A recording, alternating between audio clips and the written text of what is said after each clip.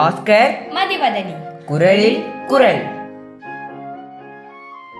பால் காமத்துப்பால். இயல் கற்பியல். அதிகாரம் உறுப்பு நலன் அழிதல். குரல் எண் 1232. நயந்தவர்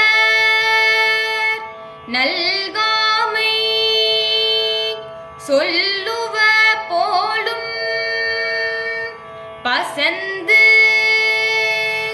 பணிவாரும் கண். நயந்தவர் நல்காமை சொல்லுவ போலும் பசந்து பணிவாரும் கண். நயந்தவர் நல்காமை